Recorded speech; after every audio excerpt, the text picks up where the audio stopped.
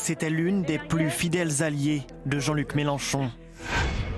Aujourd'hui, elle claque la porte de son mouvement.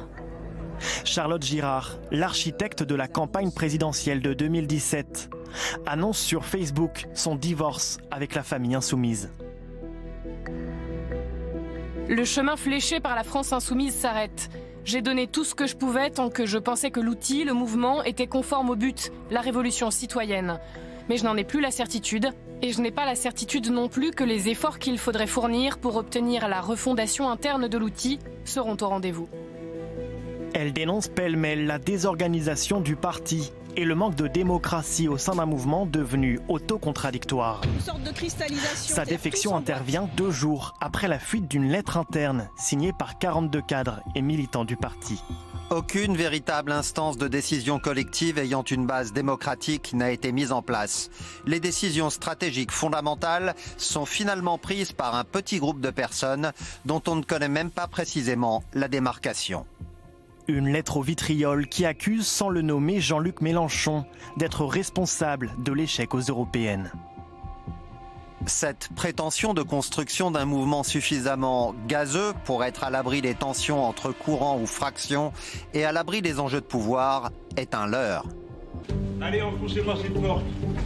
On va voir si on va m'empêcher d'entrer dans mon local. La République, c'est moi! Point de rupture dans la famille insoumise, l'emportement du chef lors de la perquisition au siège du parti en octobre dernier. Un choc traumatique qui conduit au départ de nombreuses figures du mouvement, comme Georgi Kuzmanovic, le monsieur diplomatie chez LFI. Des désertions et des règlements de compte. En janvier, alors qu'un porte-parole s'exprime à la télévision, Jean-Luc Mélenchon annonce sur Twitter qu'il l'a en fait banni du mouvement. Depuis le scrutin européen, la France insoumise lave son linge sale en public. Une des difficultés que nous avons, c'est précisément aussi qu'il n'y a pas dans la France insoumise aujourd'hui les instances qui permettent d'avoir réellement ce débat. Donc moi je plaide pour qu'il y ait ces lieux. Vous aviez déjà demandé ça ? Oui, il y a 1 an. Et d'ailleurs, j'avais été accueillie vertement, c'est le moins qu'on puisse dire, et j'avais dit qu'il fallait avancer vers davantage de lieux de délibération collective. Est-ce que si France Insoumise explosait, est-ce qu'il y avait un Big Bang, comme certains, comme Clémentine par exemple, le proposent, voilà, est-ce que les gens qui se sont sentis représentés par France Insoumise, qui ont envie de s'investir, des nombreux jeunes qui n'avaient jamais fait de politique, est-ce que vous pensez qu'ils vont aller dans d'autres forces pour recomposer quelque chose ? Moi, je ne crois pas.